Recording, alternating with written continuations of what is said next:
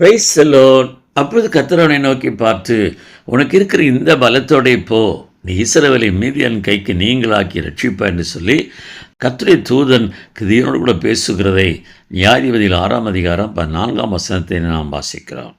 அன்பார்ந்தவர்களே, நாம் பலனற்றவர்கள்தான். ஆனாலும் நம்முடைய தேவன் பலவான் என்கிறதை நாம் மறந்துவிடவே கூடாது.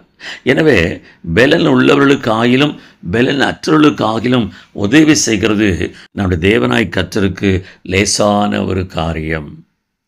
அதை கிதியோனுக்கு தேவன் வெளிப்படுத்துகிறார். 12ஆம் வசனம் விதமாய் சொல்லுகிறது, அவன் மீதியானருக்கு பயந்து ஆலைக்கு சமீபமாய் கோதுமை போரடித்து கொண்டிருக்கிறான்.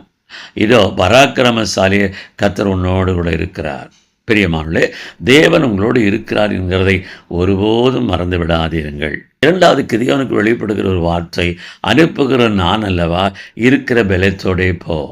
அன்பார்ந்தவர்களே, அவர் நம்மோடு கூட இருப்பது மாத்திரமல்ல, நம்மோடு கூட வாழ்க்கையில் பயணிக்கிறவர் என்கிறதையும் நாம் மறந்து விடாமல், நம்மில் இருக்கிற பலன் அல்ல, அவர் பலவானாய் இருக்கிறபடியினாலே பலவான்கள் அம்புகளுக்கு ஒப்பாக தேவன் நம்மை நடத்துவார் என்கிறதை விசுவாசித்தவர்களாக அவரோடு கூட நாம் பயணிக்க கற்றுக்கொள்ளணும்.